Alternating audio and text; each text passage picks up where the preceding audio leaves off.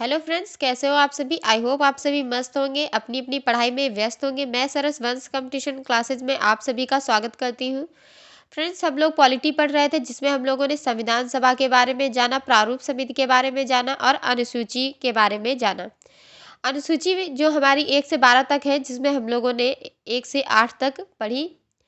और आज हम लोग नवी अनुसूची के बारे में पढ़ेंगे, लेकिन एक बार फिर से हम लोग जो है रिवीजन कर लेंगे कि हम लोगों ने जो 8 अनुसूची पढ़ी वह कौन कौन सी है। तो फ्रेंड्स, पहली अनुसूची में क्षेत्रफल का वर्णन किया गया है, जिसमें राज्य एवं राज्य संघ एवं राज्य का वर्णन किया गया है। दूसरी अनुसूची में वेतन सर्वोच्च पदाधिकारी का वर्णन किया गया। तीसरी अनुसूची में शपथ का वर्णन किया गया। चौथी अनुसूची में सीटों के आवंटन का वर्णन किया गया। पांचवी अनुसूची में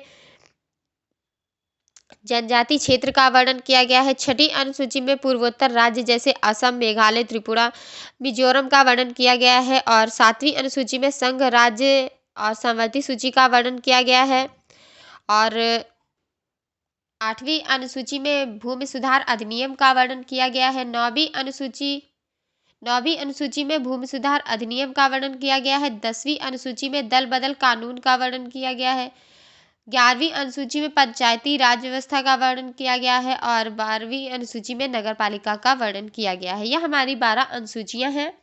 आज हम लोग प्रस्तावना प्रस्तावना के ऊपर डिस्कस करेंगे कि प्रस्तावना में क्या कहा गया है। तो प्रस्तावना में फ्रेंड्स कहा गया है कि हम भारत के लोग भारत को एक संपूर्ण प्रभुत्व संपन्न समाजवादी पंथ निरपेक्ष लोकतंत्रात्मक गणराज्य बनाने के लिए तथा उसके समस्त नागरिकों को सामाजिक, आर्थिक और राजनीतिक न्याय, विचार, अभिव्यक्ति, विश्वास, धर्म, उपासना की स्वतंत्रता, प्रतिष्ठा और अवसर की समता प्राप्त करने के लिए तथा उन सब में व्यक्ति की गरिमा और राष्ट्र की एकता और अखंडता को सुनिश्चित कराने वाली बंधुता को बढ़ाने के लिए दृढ़ संकल्प होकर अपनी इस संविधान सभा में आज तारीख 26 नवंबर 1949 ईस्वी मित मार्गशीर्ष शुल्क सप्तमी संवत 2006 विक्रमी को एत द्वारा अंगीकृत, अधिनियमित व आत्मार्पित करते हैं।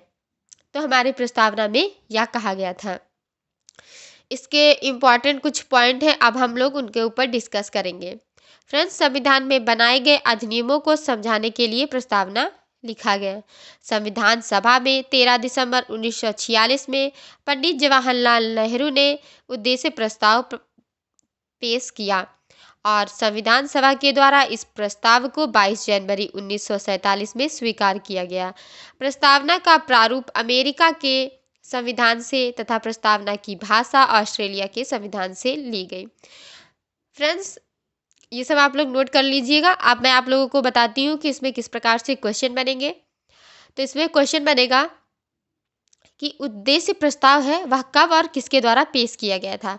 तो 13 दिसंबर 1946 में पंडित जवाहरलाल नेहरू के द्वारा पेश किया गया था। फिर बात करते हैं कि इस प्रस्ताव को कब स्वीकार किया गया था। 22 जनवरी 1947 को इस प्रस्ताव को स्वीकार किया गया था।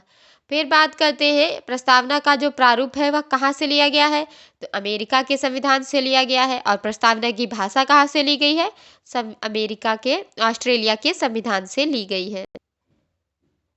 अब अगर हम लोग बात करें कि अब तक प्रस्तावना में सिर्फ एक बार संशोधन किया गया है, तो वह जो संशोधन है वह कब किया गया है।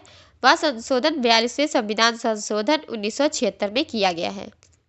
इसके द्वारा प्रस्तावना में 3 शब्द जोड़े गए हैं। पेपर पे पूछा जाता है कि जो संशोधन किया गया है इसमें कौन से 3 शब्द जोड़े गए हैं। तो इसके प्रथम पैरा में समाजवादी पंथ निरपेक्ष शब्द है, वह जोड़ा गया है। और इसके छठा पैरा में अखंडता शब्द जो है वो जोड़ा गया है।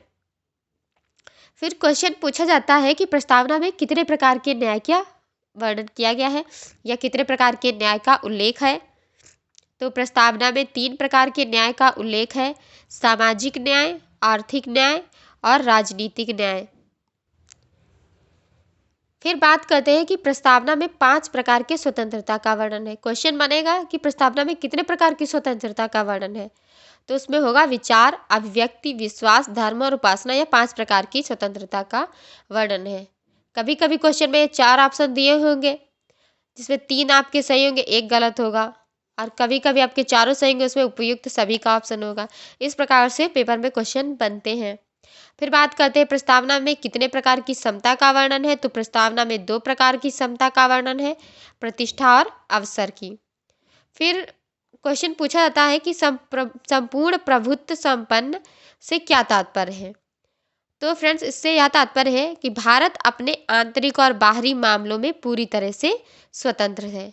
फिर बात करते हैं कि समाजवादी शब्द से क्या तात्पर्य है, तो उत्पादक की वस्तुओं का उपयोग समाज के हित में होगा, यह समाजवादी शब्द से तात्पर्य है। फिर बात करते हैं कि पंथ निरपेक्ष शब्द से क्या तात्पर्य है, तो भारत का अपना कोई विशेष धर्म नहीं होगा और भारत में सभी धर्म को मानने के वाले लोग निवास करते हैं, यह पंथ निरपेक्ष शब्द का तात्पर्य है। बात करते हैं कि लोकतंत्र शब्द का क्या तात्पर्य है, तो प्रधान का निर्वाचन जनता द्वारा किया जाएगा जो कि प्रत्यक्ष रूप से होगा और प्रधान जनता के प्रति उत्तरदायी होगा, यह लोकतंत्र का तात्पर्य है।